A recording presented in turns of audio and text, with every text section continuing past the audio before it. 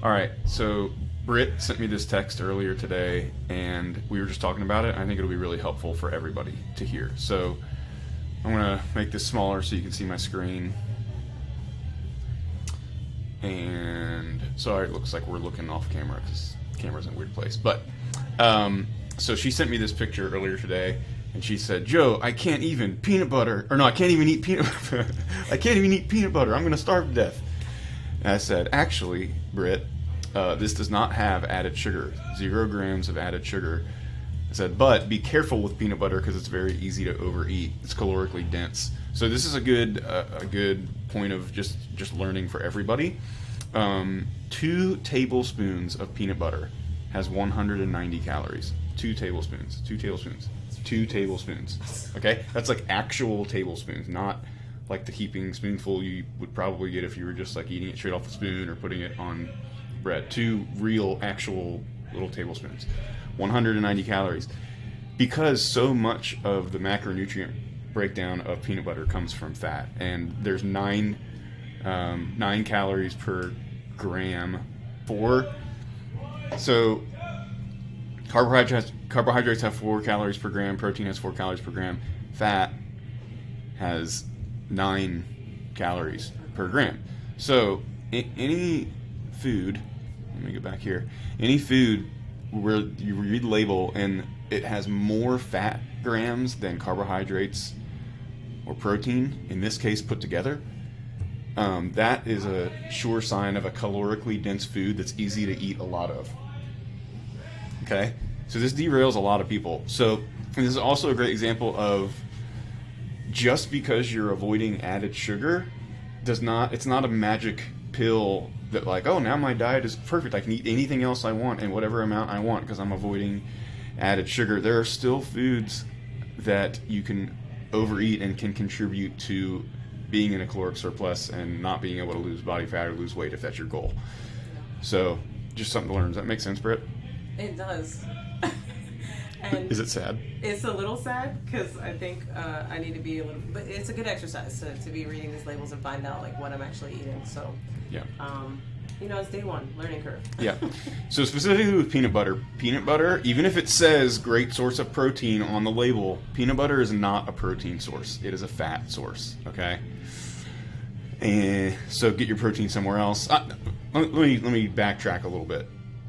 I'm not saying you can't have peanut butter, Britt. I'm not saying peanut butter can't be included in an overall diet that supports your goals. It's just you just eyes wide open about what's happening and when you eat it and what may or may not be derailing your progress if you're not paying attention to stuff like this. Peanut butter can absolutely be a part of a diet that helps you reach your goals, but again, proceed with caution, and just know, even though we're doing this challenge of no added sugar and no alcohol, it's not a magic panacea to fix all of your nutritional issues. But it's a step to help you do what we just did, which is read nutrition labels and just gain some awareness around your food. That's the whole point, okay? It's not to avoid added sugar forever. You can include some added sugar in a diet that helps you reach your goals. But taking this month to avoid it along with alcohol, you're going to learn a lot. And hopefully find some long-term replacement. So one more thing here. I was going to tell you this, Britt. If you want a replacement for peanut butter, like if you want something that's like smooth and creamy and tastes good and is a good snack, Greek yogurt is your friend. Okay, so this is Oikos brand yogurt, okay? And I eat this stuff all the time. Check this out. There's 15 grams of protein in this, Britt. Mm-hmm. How many calories? 90. 90 calories, 15 grams of protein. And fat isn't bad either, guys, by the way. It's just calorically dense, so you have to be careful when a food has a lot of fat in it. This one has 0, which is why the calories are able to be so, or how the calories are so low. 7 grams of carbs, 15 grams of protein. There's no added sugar in this. Total sugar is 5. That comes from the dairy. Added sugar, 0, or 0 grams added sugar. The sweetening in this comes from stevia, which is a natural calorie-free sweetener. So there's not even any sucralose or anything in this, which some people are sensitive to. So I personally like these a lot. I think they have a version that has 20 grams of protein as well. I eat this stuff all the time. Yeah.